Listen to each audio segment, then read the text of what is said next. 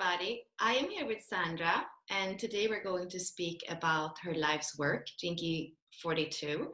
And we're also, I think, going to go into the activation sequence a little bit. You have some of the keys that you have twice, so it's really exciting.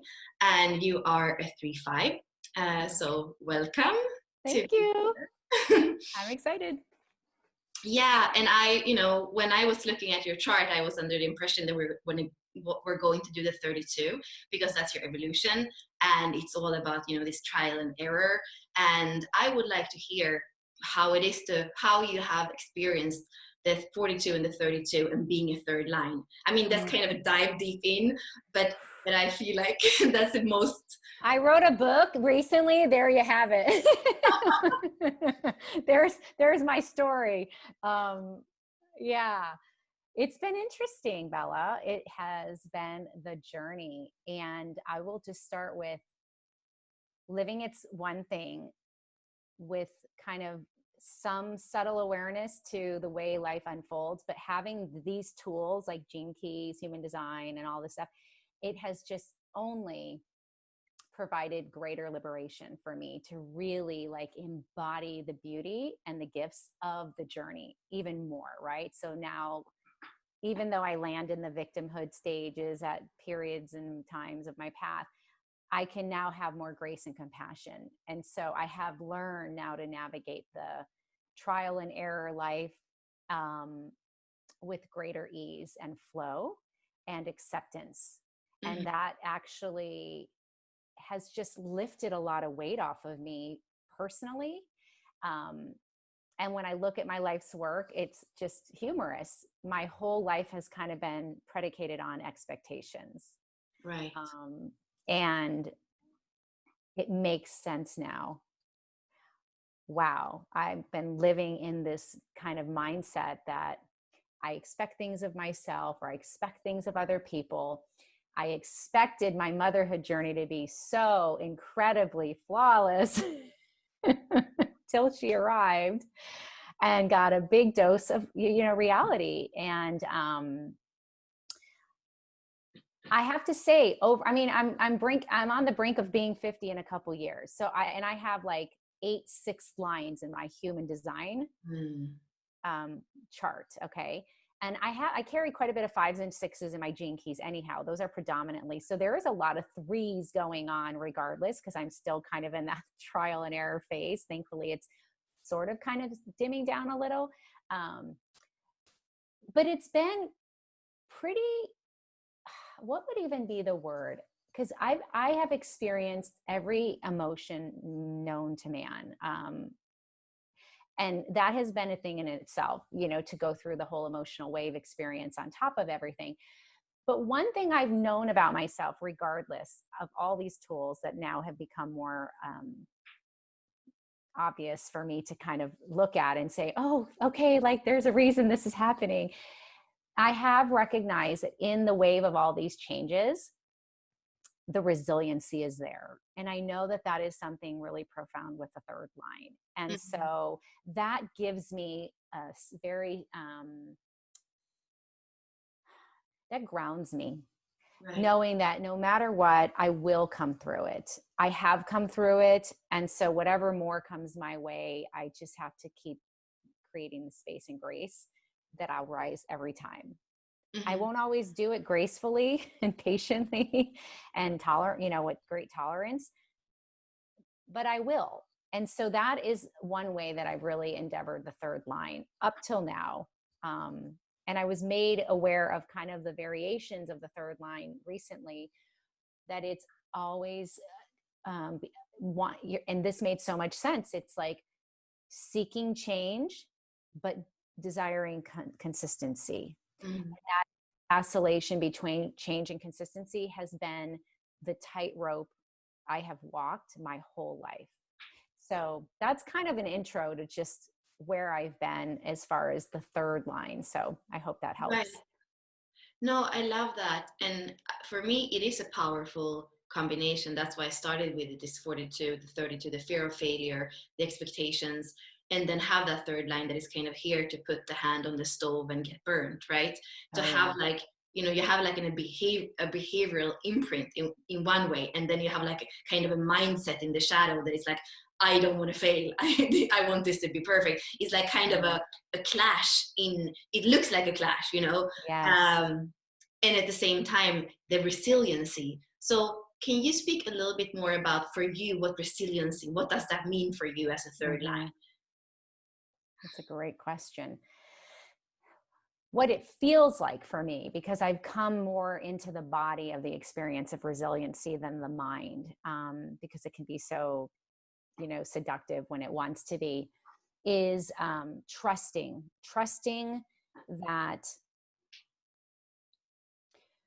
regardless of what happens, however things tend to show themselves in the capacity that they do, at least this is just, again, speaking from my own journey, and motherhood has been the bandwidth that has tested every cell in my being. So I can really just use that as a barometer of life as a whole. Resiliency to me feels like the rising up, the in some degree, it kind of, just thinking intuitively right now out loud with you in my quad right fashion, because this is me just not knowing what's going to come out until I'm in the moment. It is, to some degree, it mirrors sort of the living and dying, the death and rebirth, and the shedding of skin. And so every time I have endured, endeavored, experienced, and explored whatnot, that path, whatever it is, motherhood or relationships, career, it's resiliency feels to me like a renewal, kind of like a cleansing, and then a restart, like a reset, like, okay. And every time that resiliency shows itself, it's giving me freedom to expand, to cleanse, and to kind of start anew from that new space that's not full of clutter energetically or whatnot. So that's how it feels to me. It almost, to me, even aligns beautifully, as I'm kind of envisioning my Gene Keys chart here, with my vocation of valor, having that courage and meeting the courage of the moment every time, but allowing the experience to be what it needs to be so that I can embody it and then bring a voice to it, which is what I do in the 5, right? Yeah. Pretty well. I mean, like, I just know that about myself. I'm not bragging. I'm just saying, I know that that's my union of those two: experience and voicing, expressing. Yeah, I can see that. And then or first I wanted to maybe just comment that's now I understand also by hearing you that the 6th line and the 3rd line, how they are different. Because the 6th line, when something happened and it kind of gets, burnt, or it's like it goes up on the roof and it kind of takes a while. It kind of wants to like discern and look before it goes down in the world again. If it does, it can take, is the 6th Right. line, like you say, it can take a lifetime. Oh, But the yeah. 3rd line has that robustness and resiliency of being okay. It's like it's a fast like getting off the dirt and then Yeah. start anew. Yeah. Brush up. Let's do it. Like, there, we can't, whatever we want to quote around the words itself, but as if like the moment can't be lost. Like, there's a learning here. There's something to be had. There's something to behold. So let's not lose, waste. And that can speak into the gift of the 32, which is preservation. Like, let's preserve whatever was perceived to have not been good or right or bad or failed or unworthy or not perfect, or and this has been literally the seesaw of my life. Like, I can so see clearly that when I live in expectation, then I'm often feeling like I've been failed or disappointed, or I disappoint people, or it's not good enough, I'm not good enough, all these like intense emotions happen. Right. And when I've, embodied the work, not by mind, but literally by frequency, by energy, by experience, it's almost as if the resiliency teaches me, see, if you just let go and detach, you'll get something from it. You'll learn something from it. You'll grow from this. There's an opportunity to share. There's a lesson to be had. There's a memory now that you get to, like a new memory you get to put in your cells and kind of reprogram your body with, you know? So every day I'm living this, every single day. And it feels heavy though, for anyone that's watching that has this particular combination. Often I do find myself in that martyrdom, if there is to be, you know, this label or that label, but heaviness and this like weighted down of like, will this ever give? Can I just get a flippin' break? Yeah. Why does something always have to happen? Mm-hmm. So anyway, that's kind of the story that goes behind the drama of the third line that I can tell you straightforward I have experienced. Yeah. And then you were saying the consistency and the change. And what I sometimes tell third lines is that I want them to throw consistency out of the window, but it's not the consistency is wrong. It's just the pressure of having to be consistent that I feel like it's a lot of pressure for third line. And the word that I often relate to with third lines is dynamism, because then you can be grounded, but there's still, you know, fun things that happen.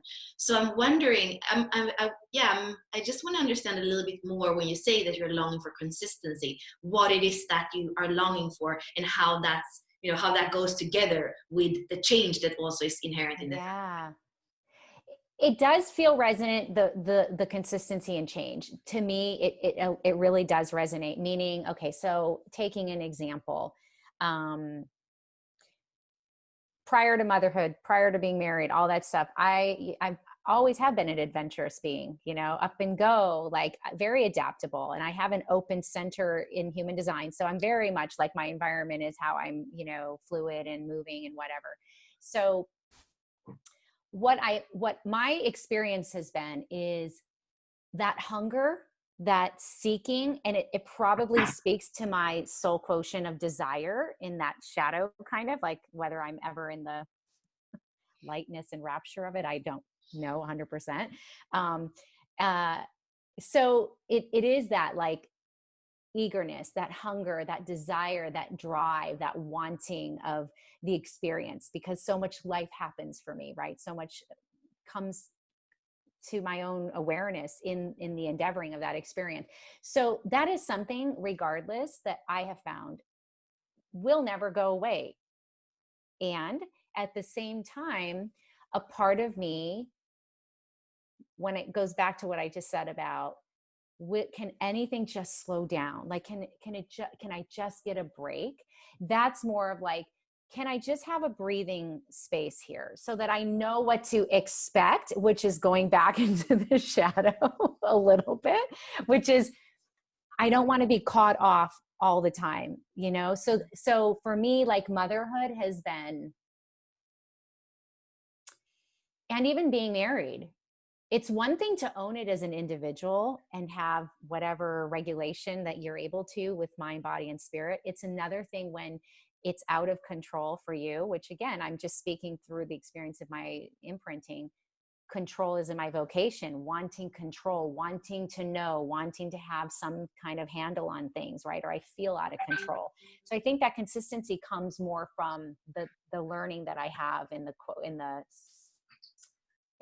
vocation of the 21. And so the consistency for me is just, I just want to know for a short period of time, I can count on this. There's some sense of reliability before I keep going like this in the roller coaster. Yeah. And it can go like this with my kid. What would be an example? I want her to be consistent with bedtime. Okay, this is the wanting, that like, can we just do it pretty much the same every night? Like I set your rhythm up every night. We have how is it you can't work in this? I've given you an environment that's really consistent, you know, pretty habitually what's, expected or what that environment looks like. And when she changes any part of that or throws off, then I you can just tell, like, this is where I go in my own chaos, right? Like, but I had this all worked out, right? And then I'll take the other side of it, which is, let's just say I now want to go do something on a certain night. Okay, we can play it the other way. And as a family, somebody's in town, it's the holidays, and I'm like, no, we're going to go do the holiday lights. It's okay. Like, so what? One night your bed routine isn't the same. It's fine. Like, just go with the flow. You have to be able to adapt and be flexible. See how double standard that is? And she wants consistency. Then she's like, I want my bedtime at this time because and so it's like, so this is the duality that I often experience in that. Yeah. It's not just alone. It's so many other people involved in the experience. But that kind of takes me, your daughter is a 4/6, right? That's her profile. 6, yes. Mm-hmm. So I'm exploring and understanding a lot about the 3/5 and the 4/6 in relationship, because I have one of my best friends has the same activation sequence, but she's a 3/5 and a 4/6. Okay. So I think that is a very interesting way of looking at the only thing that kind of differs in the activation sequence, is the profile. Okay. And I can feel a certain tension between the 4/6 profile and the 3/5 in close relationships, especially. So is there anything that you feel that you can kind of trace back to the profile that has been a challenge with your daughter? And maybe if you have, like, okay, now I understood that part, this is how I overcome it, like, or have you thought about it profile wise between the 3/5 and 4/6? Yeah, that's a great question. So you're talking specifically profile, right? Not like the charts, but like exactly. The profile. Yeah. So she's a very wise soul. She's 9 years old. A lot of times she wants to be my mother. A lot of times what she embodies already is the wisdom that I believe I'm giving her. And I know that's total ego, but I'm saying that in fun, love, and humor. Mm-hmm. But however I'm modeling or I'm showing up energetically or continued guidance, what I often find resistance in with her, she's a knower. I know. Mm. Everything's I know. So there's this dissonance in my capacity to share whatever experience I've learned, and then being the savior, being the rescuer. And this is, very natural for moms in general to want to, like, help their child anytime there's any ounce of pain or, suffering. Mm-hmm. Right. And then that's a whole nother thing, because we weren't given just a very simple journey. like, we were truly given a pretty intense biomedical healing journey that we had to help our daughter through. So the heretic to me was like, I was like, to the rescue. Like, you gave me this child, let's go to work. So it's perceived as like a fixing kind of thing. And for her, I do believe, because of the nature of her profile, that she's all about community. She is all about her family, which is so awesome and so wonderful.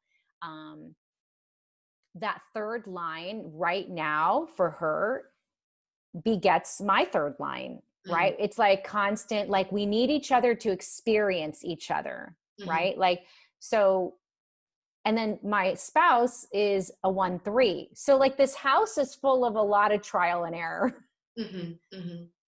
And it can get intense, because there's all this helplessness or mayhem. And I'm not trying to inflame this, dramatize this. I'm just giving, like, snippets of the parts that are harder than not.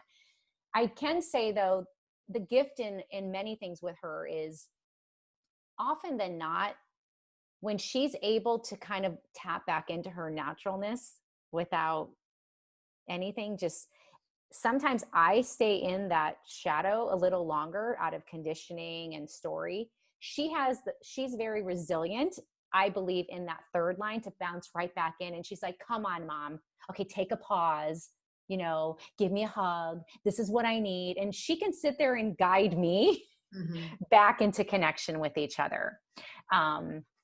So that would be kind of my take in kind of an impromptu experience of our line. My sister's a 4/6, and we're just different people completely. And it's a beautiful thing. We're all different, you know. We've had to find our footsteps too as siblings. I can see that thing with the 4/6, that kind of just wanting it to be good again. You know, that vision of like, we can be a family again, we can be friends again, we can hug each other again. It's like there's like this longing for that. Yes. And somehow sometimes the 5 especially, like, no, but my truth was compromised, or you know. Yes, I didn't get to say and share and distill and deconstruct and like, you know, give you the whole nitty gritty reasons why, right? Because isn't it like, I'm trying to remember what Richard says, like the third line's here. We're here to teach people about feelings or behaviors, right? As a third line is, or is that the 5 line? I think feelings is the third line and behavior is the 5th line. So that's so in line with my whole existence, why I do the work that I do, why I'm so adamant about getting to the bottom of things. And sometimes more than not, I often become not critical, but constructive in the unfolding of our tirades sometimes. And she tells me pretty straight up, I don't want reality when I'm having a moment. Don't give me the reality. Because I often will say to her, this isn't going to work in the real world. Like this whole lashing, screaming moment, like the real world. And so she does not like to hear that. She will say, I just want you to love me. It brings everything back to just love me. Don't teach me in this moment. And my 5th line wants to come in and like break it all down. Like we need to learn the lesson, how these feelings and behaviors work. I'm telling you. That's so interesting. Yeah, I can see the 4/6 bringing it back to love. I mean, I also have an SQ that is the 4th line, and I have my what more? I have like kind of a lot of 4th lines, but also the thing with reality when I, you know, in a relationship with a 5th line, or that sometimes for me it's the vision. Like I can even remember one time I was saying something about sexuality. We went to a club and there were, you know, it was like a gay club, but I could see it, and they had like a show with all these, you know, where all these men were dressed like women, but it was like, it wasn't even beautiful. It was like, I would just wanted to take them and say like, you know, imagine you're 4 again and I really love you. Like that's what I wanted to do with them. And then we came home, I think it wasn't until the following day, and I was like crying. I was like, there's so much distortion in this world and sexuality. Like I was so sad, and I was like, I wasn't even able to tap into my own warmth in my own body again. Okay. And you know, and then it's like the 5th line is like, but is like, what's the reality? What about you and me? What's going, like, stop, like, you know, humanity and what, you know, if you have a problem right now, you can't tap into your body, come back here. What's the problem? You know? Yes. Like, but I just want to cry and feel. But I think you touched on it. It's for me, Bella, it has really been about allowing myself to feel, which is really like in my human design, I have the whole experiential channel of 30 to 41, all unconscious. That's all I have to the solar plexus and the root. And I even wrote like a couple years ago, like on this path of spirituality, I forgot to be human. And the 3rd line reminds me to get back into this earth and ground myself. Whereas the transpersonal line is going to be all about, let's bring it up a little bit. Right. And so my daughter's Pearl, her highest city is universal love. She's living beautifully, which she doesn't even know is mapped out for her. And of course, if I want to like show her, she's like, I don't want to do gene keys and human design. You know, she's like, sometimes if I'm off course, really, she's just like, why do you even do that? Like, if you're not, like, basically she's saying, like, if you're not going to teach it and live by it, then don't tell me anything about it, because I don't want to hear it. I mean, this is how tapped in and plugged in she really is from that transpersonal. Yeah. Yeah. I want to share your chart for a little moment so that.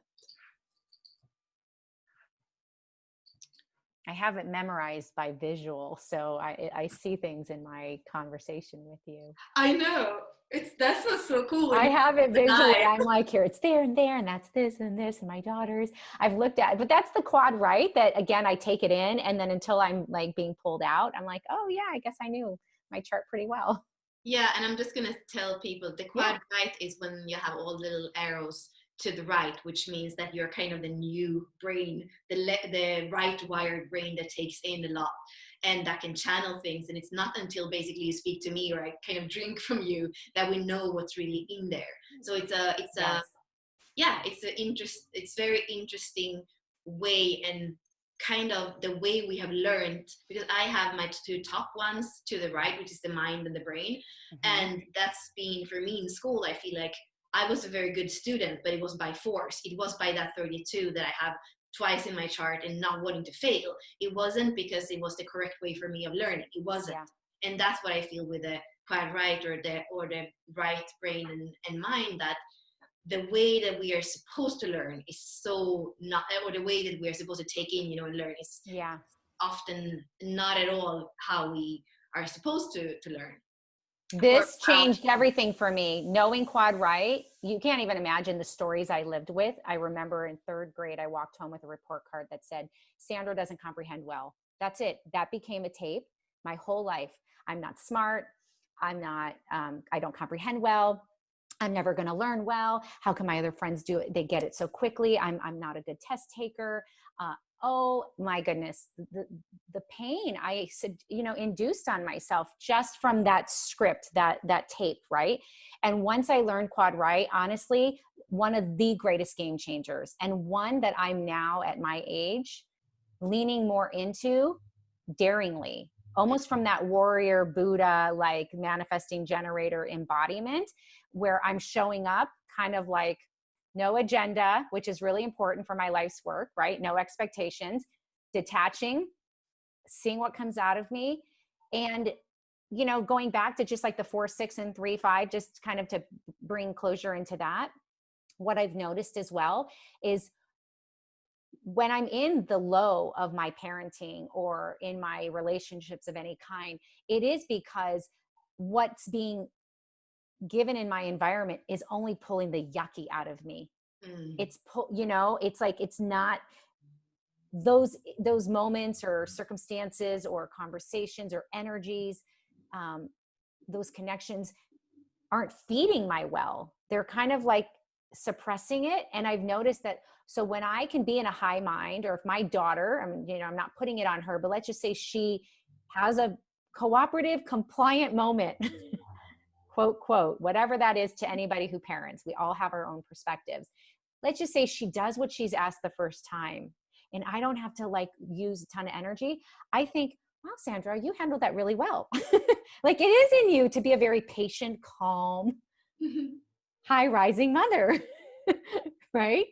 So just interesting, right? That it has so much depth beyond words, actually. But the energy speaks its own language in these cognitive places in our charts, at least for me. I can tell the difference when I'm in an environment that feeds me or depletes me. Right. Yeah. Yeah, and right now I was looking back, because we spoke about the failure and the expectations, and then I see that you have an open ego, and that you both have your core wound there, and you also have your conscious wound, which is part of your drive. So kind of like, I'm interested in when you feel like you're in school, for example, when you feel like you're not good enough, like how that works into you going into control, which is the 21, or like what are the coping mechanisms that are not truth, basically, that you fall into, maybe due to this open ego of like wanting to prove yourself, or like not feeling worthy when these things get triggered. And how has that played out for you? We can also say it's a fifth line of guilt, so it's kind of even a double sword. It's heavy. Yeah, Bella. Control. I've been told I was a control freak, when I was younger, and I could see it in the rising of even my marriage. I was like, I'm going to handle the finances, which is perfect in 21, right? Because it's like the finance keeper. So that totally made sense. One of my little like Sandra checklist things when I was single at 35 was, oh, do you care who does the bills? Because I like to manage the bills. My husband's like, I have no care in the world. And I'm like, perfect, ding, ding, ding. So, and there was times when I was like trying to control, like, where are we spending this? And I've eased up on that. The helplessness, it's really helplessness and victimization that comes in on the fifth line, because they were both fifth lines, right? in What the is moon. the sixth line? I think the conscious moon is a sixth line. It So was okay. Well, that's still heavy in its own way, right? Going through the experience, of course. I'm getting there slowly. I'm reaching it in a couple of years, and I can see that I've evolved. Like I can see where I've surrendered the need for control. It typically happens like when I was younger. It was in high school. I wanted to be the one that drove. You know, I was never going to drink and drive. Like I was a designated person. Like that was definitely where control played out there. And in my parenting, my daughter, her vocation is the 34, and it's a sixth line, and it's force, strength, and majesty. So control and force are made of two pretty potent mixtures. yeah. And this is like the path that we've been called to. And I can see when like I'm in control and she is force, right? She is forcing and persisting. And so a lot of times I feel like that 21 happens more in a helplessness, or when she was really going through a lot of biomedical things and I was putting my whole self in. I wanted control. I wanted to know, Yeah. right? It's the 61 too, like being so intellectual, needing to know everything, like being so precise about whatever. I mean, I can see like, as I'm talking to you, it's like my whole chart just swirls and it's like, there's my story. If anyone just would have told me that 9 years ago, I could have been a little bit more relaxed mom. Right. But I wasn't meant to know that, because then the work I'm doing now is to support the very people that are going through their stuff. So control plays out when I'm definitely in shadow, when I'm feeling helpless, when I'm feeling like I'm not able to get my needs met, or whatever I've done doesn't seem good enough, or there's a perception of failure, right? And just even probably subtle perfectionist. I think I've really let that reign go over the years, but I can see, I think you talked about the sixth line having a lot of perfectionist traits. Yeah, that I was known as like the perfectionist, controlling rescuer. Helped everybody. And self-sacrificing, like in a sense, like self-negligent. I think a lot of times, you know, when I get in my martyrdom, or I get into my story about woe is me, then I start to take back control. Like no, this is going to change, and this is how we're going to need to do it. Cause like all of a sudden I matter. And like, I just got this like burst of awareness, like you matter, take care of yourself. So I don't know all the planets though. Like maybe you can talk to that, but I don't really like understand the difference between the core wound being in the 21 and then the moon. Do you see them acting differently, or are they pretty much the same?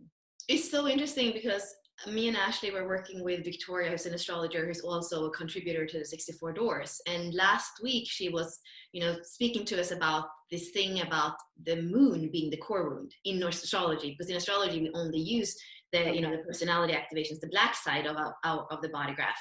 And then and I was looking into mine, which is, I think it's 28-6. And I could see, especially that the core wound kind of has to do with the mother too. So I could, and Ashley also felt like, oh yeah, in my chart too, that makes sense. So It's interesting for you that you have it, you have the same in your core wound, in your unconscious Mars, as you have in your conscious moon. And so for you, and they're both like, in the mental lines, in the 5 and the 6.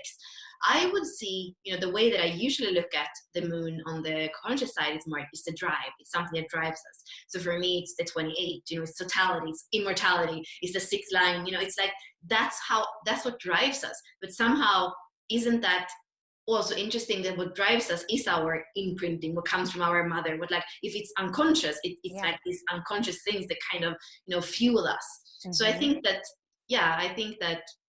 you can, in those two, you can see how the moon can be the drive in the core wound. I feel what Richard is doing with the gene keys, I'm going to share your chart again, is that, I think that the gene keys are, the gene keys has very much to do with where we're now as humanity. And they are living transmission. That's what Richard is saying. And that's maybe also why he kind of felt like human design was kind of set first, and you kind of have to start by what's set, and then maybe you get into cosmology or the more mystical stuff. And with the gene keys, it's more like, okay, where are we now as humanity, and looking at 55 and the 22 of like, how do we, like evolution, involution. So when we look at the core wound, we have Mars, unconscious Mars, which is Okay. this kind of unconscious, immature masculine. All these like, characteristics of what we can see in the world too. That when the immature masculine rules, there is war and there is like violence and all these things, and that's what we are now. We are integrating the feminine aspect, whether we are female or male, and that's why I think that he has decided that for now the core wound is the immature masculine, it's Mars. And then you can also see, interestingly enough, on the other side of the SQ, you have conscious Mars. So it's like, it's this play where in the middle you have Venus and you have love, and you have that, the core part of your chart where we're also going to put Saturn. So Venus and Saturn in the middle. And then we have this like kind of younger Mars that is like, the distorted, or the emotions that we're going through, and then the kind of the deepest wound. And I feel like it's very much because that's where we are right now, and that this can even change, and I've been working a lot with Saturn and looking at, how can we marry the SQ with, or the Venus with Saturn, and kind of get our stability there, so that can overflow into healing the core and into healing the emotional wound. So, I get curious on your chart. So for you, that's so interesting. For you, your Saturn is 8-6. So, for you, part of what's going to give you stability is when you can marry this 30.6 with the 8.6. So when you can take your unique style and be that in the world, and also with all these throat gates that you have, it's like, it's your unique expression. When you can take that into, your rapture, what you burn for, then you are going to find your stability. And then it's like, no, you're not, your control is not going to carry you away, or your, scatterness or indifference. Like, you're going to be able to ground. The sixth line is a lot about grounding. Although it's the highest line, it's so much about grounding. So to have a double 6 in your marriage also kind of tells me that, you say that one of your greatest, I feel like when I speak to you always, that this mothering, that's where you really started to unfold, like your, it's like, and I was 40. I was 39, first child. So I went in with a lot of expectations, for sure. Oh yeah. Didn't want to fail. Are you kidding me? I had my color code charts. I had it all going on. It was like corporate world on steroids as a mother. We had baby app connect. We knew when we peed and pooped, and you talk about control. It was that, like, I don't want anything to go wrong. Like, this is mine to carry, Yeah. And so that's so cool. I like how you kind of dynamically brought that in. I would like to kind of learn more, because I haven't seen it, explained that way, from like the Saturn and the Venus and then back. Right. And that's part of, like, that's where I see that the star pearl starts. And we kind of, many times we speak about, and we start the star pearl, we speak about Saturn and stability. But for me, it's so important to say Venus and Saturn are together. They're at the same point in the chart. And for you, knowing it's a sixth line, it's like, it takes a while. So it's not strange that it's for you to find your inner stability. And there can be a lot of, desire of wanting to like get it right, or desire of like how it should be. And also, the eighth not really finding its unique style of doing it, but trying, relying on control or on other things, or trying so many different things. Yes, perfect. And I've often said I was a late bloomer. I've known this about my nature, and it explains my 6 lines. I got married late. I had a daughter late, like my evolution is unfolding. Like, probably the prosperity of my existence is now finally going to find its bloom, in the next half of my 50 years. And patience. Oh, hello. That's why I was given my one big life force child that she is. My future human being, who has the 19 in her lovely, I think it's her life's work. Yes. And it's like her emotional EQ, the 19, like the future human being. Yeah. She had to bring me in this world. She's like, lady, we got some work to be done. And I'm going to parent you a little bit more than you probably think you're going to parent me. Go and write your books. Do your little practice. Oh my gosh. Honestly, Bella, I crack up now, but like in those moments, it's draining. I mean, I'm just here to state the reality of the third line in action. Yeah, and there is something I want to again ask when I look at your chart, because when I look at the Venus sequence and putting things out there. So here, I look at the Venus sequence, especially the SQ, EQ, and IQ, which is like, your emotional intelligence, intellectual intelligence, and body intelligence, and spiritual intelligence. So we kind of want these three to really work together, and all these four planes of our beings to be equally embraced.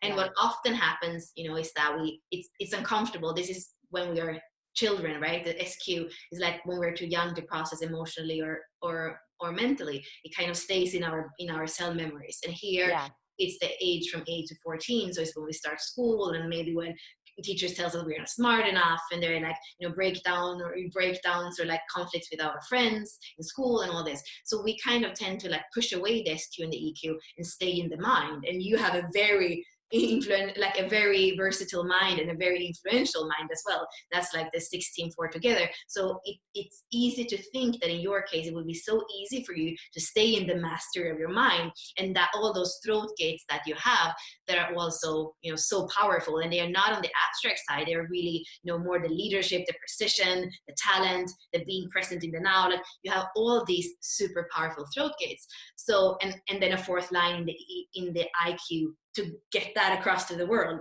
right? So I could see how you totally would stay there.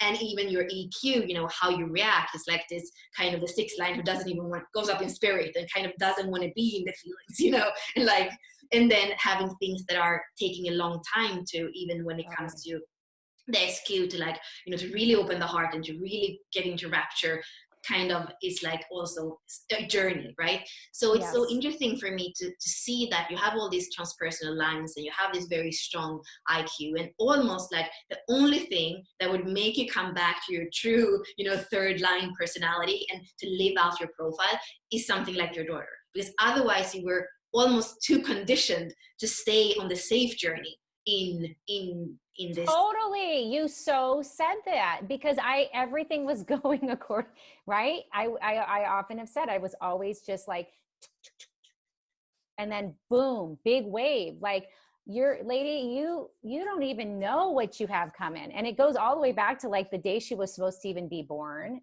And it was a whole month before she came, a month before, and then a day before. Like she was very precise in how this was going to come to be.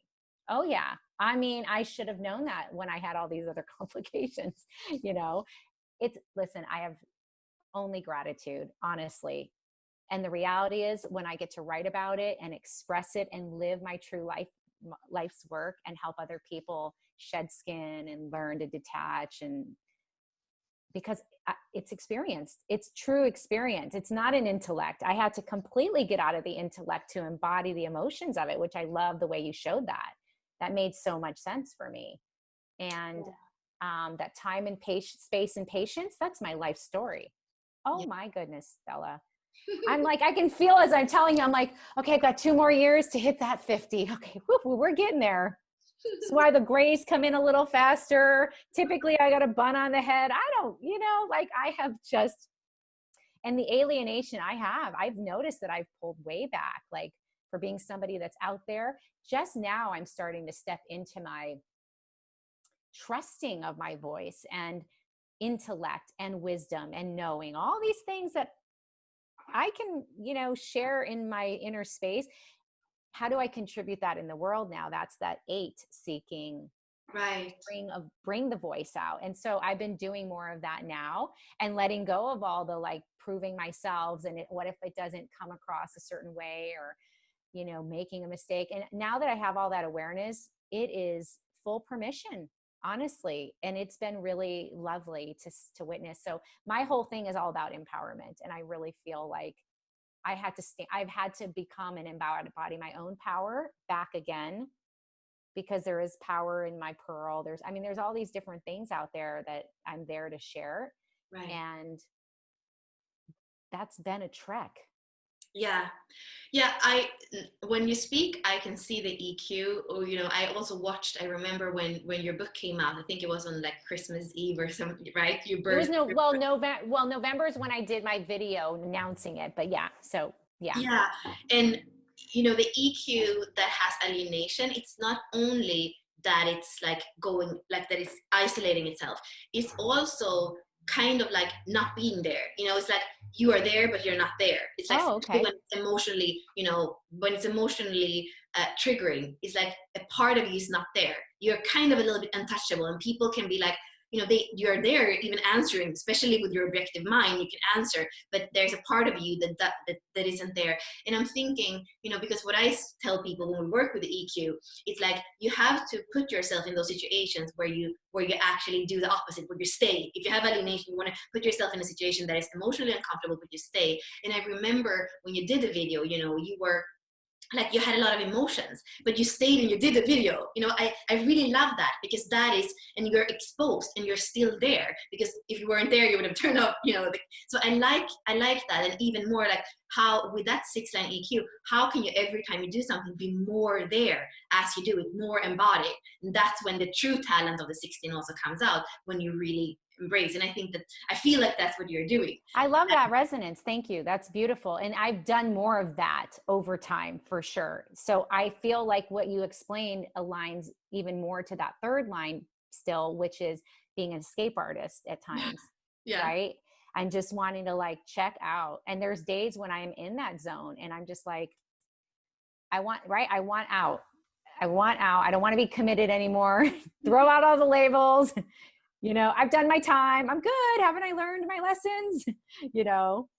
So that is I love that, that reflection. And I've been doing more videos now where I'm doing that. I'm showing up, whether I have anything, I think I know what I'm going to say. I just let the feeling speak for itself. Mm. And I've been putting more of those YouTube videos out because that is my truth, right? I'm not about like the perfected branding, commercialized person. I want to show up presently in the actual space of that heart and be a reflection of permission back to people, saying, who cares if your hair isn't colored? Who cares if you don't have makeup on? Like, if you have something to say, don't hold your message back. Like, don't do this anymore, because I know I've done this. I've held myself back. So I love that you pointed that out. Now I'll go back and watch it. I'm going to go back and go, And you were already, this is kind of my last question, how I want to weave it all, because what I often see with 3/5s is that, life is so dynamic, or, however, that's a good word for it, or chaotic, so that you kind of stay in like this part of the chart with your life's work, your revolution, you kind of course, go into the Venus sequence, but it's like, it kind of keeps you towards this part of the chart. And when we look at your chart, especially, you don't only have fifth lines in your radiance and your purpose, but your attraction is a fifth line, your vocation is a fifth line. So for you, there is all this impact, and what you're saying, the power, the impact, the voice that is there, and that's so much want to be shared. So if you would like stay in the not, in the evasiveness or in the chaoticness of every day, that you wouldn't be able to tap into that. So when I have a fifth line radiance and purpose and vocation, I know that you are here to make an impact. I know that you're powerful.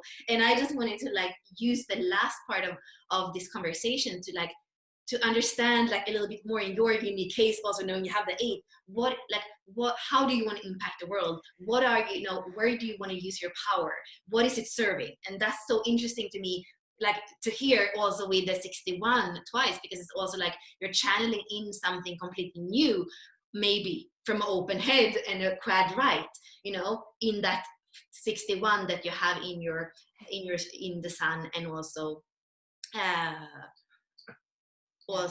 in the attraction. So Yeah, right. I would love to speak a little. No, thank you for the opportunity. Again, it just gives me like, whoa, there's a vessel here to share. It gets me like, who needs diamonds and pearls? Like, this is my pearl. This is bliss to me, right? And this is my vitality, like on steroids. I could sit and do this all day long. And if I didn't have to feed people or pay bills, I'm in my heaven. That's all, honestly, it's there's a simpleton in me at best. My impact, I love that question. It's continuing to be the light, the source of inspiration, of truth, authenticity, and just self-empowerment, and just reminding everybody of that light within them. I looked for years outside of me, as everybody has. And I just did a video the other day too. Keep following your heart, trusting yourself, even when you're learning from other people. I have watched myself evolve in that, because there was times I put everybody on a pedestal, especially with the open heart and the not remembering everything thought that I wasn't smart, or, you know, the intellect that I would take things in. And Bella, the impact really is about reminding people you are absolutely divine as you are. Quit looking as if everybody else has something that you don't.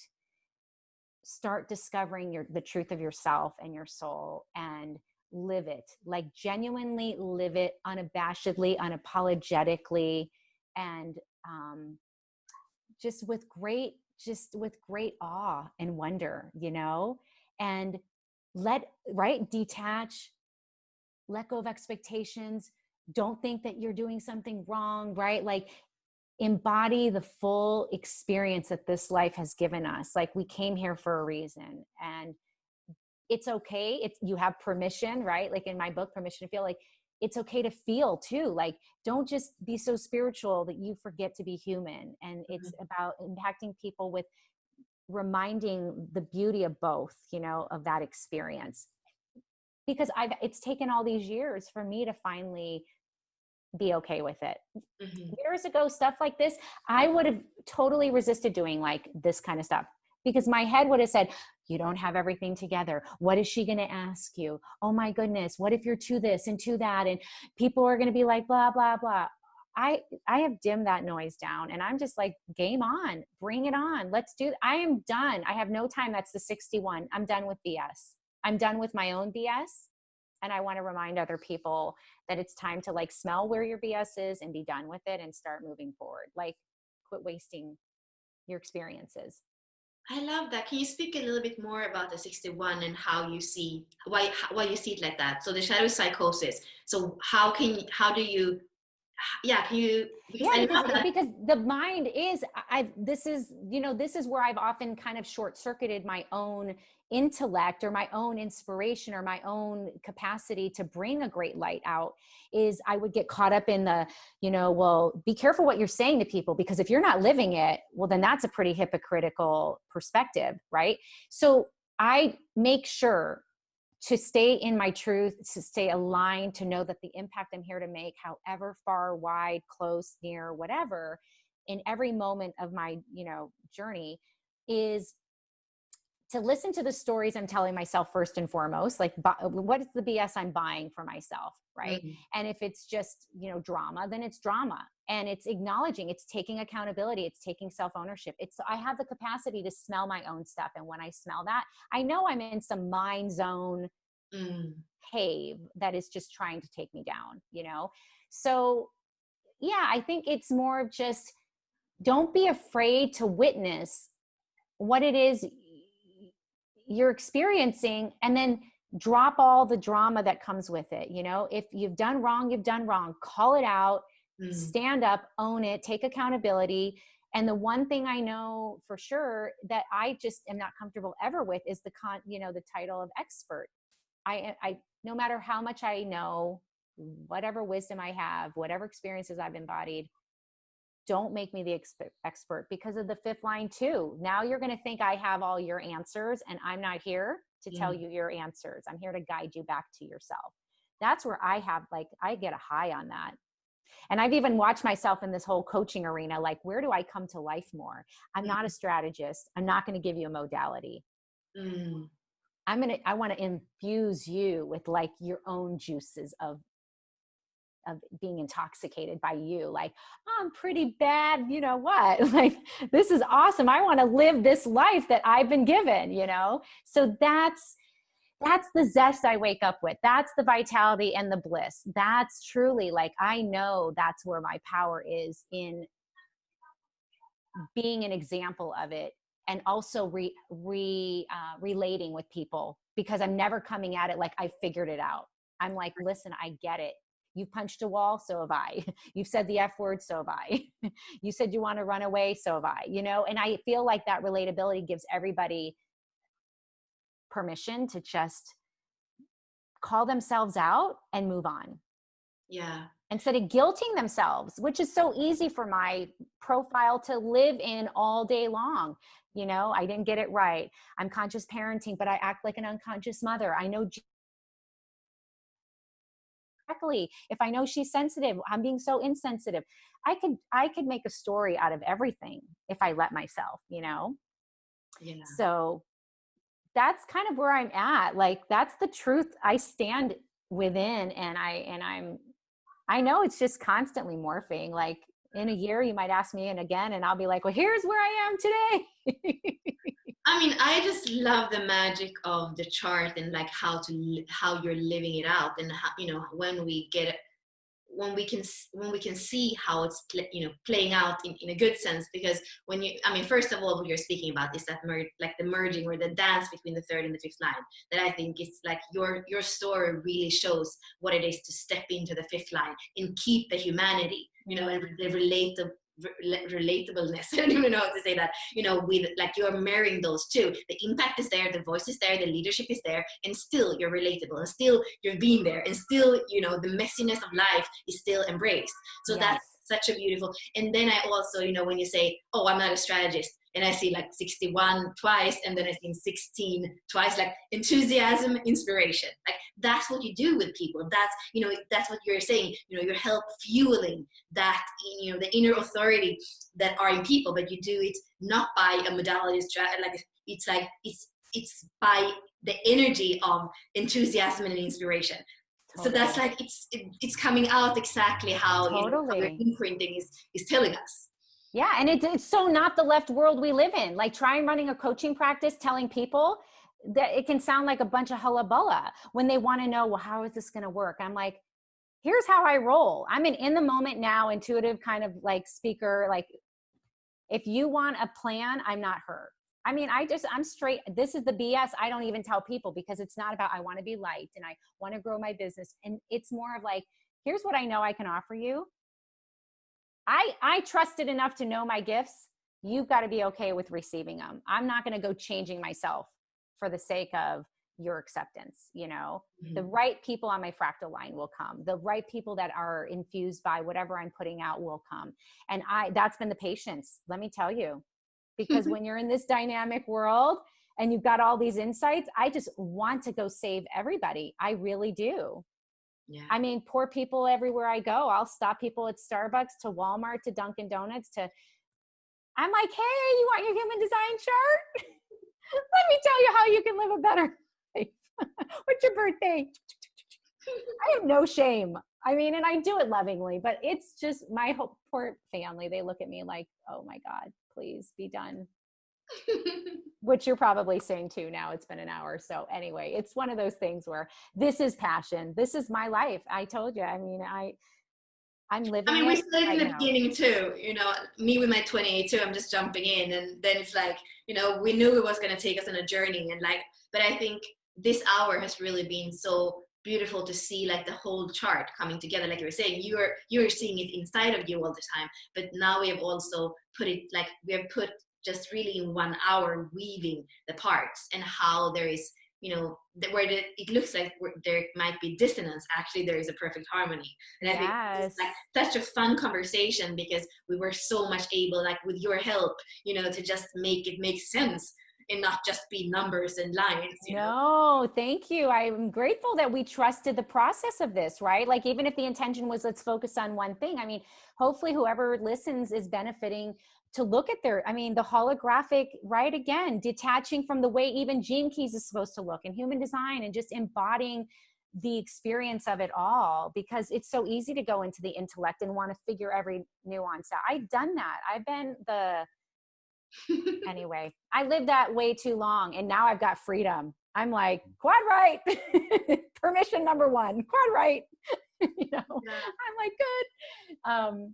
Yeah. So, but thank you. This has been so cool. I didn't even know we would like take it to this route, this kind of, you know, way, and maybe what we thought, you know, it just made, so yay, whoever's watching, I hope you like. It's so cool to do, because before, you know, this way, whoever is a 3-5, I think there's so much value in this.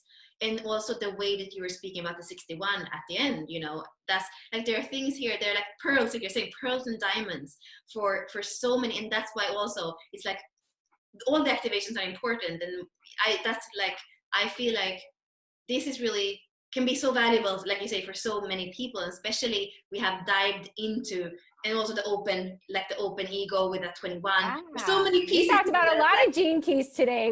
Ambassador 16, 21, 35, 32, 42. exactly. 62. Oh my goodness. Basically, just if you have Sandra's chart, welcome to listening, you know. But this is great because, again, see, this is the experiment in action. And this is why I tell people, like even Richard says, look at the person first, then reference the chart. And I so believe that, you know, like when I coach people, I don't want to see their chart first. I'm just like, let me get to know you. And then they bring something up. I go, well, isn't that interesting? Look at right there. And they're like, oh, I go, yes. Isn't that amazing? I felt the same thing, you know, when I finally discovered the truth of my being. Yeah, I could be on a high all day long on this stuff, Bella. I mean, this is why I love this work so much, you know, and I want to dive as deeply as I can too, because this is liberation. This is the impact that's so possible, you know? Yeah. Anyway, thank you. Thank you. Thank you. This is so awesome. Yeah.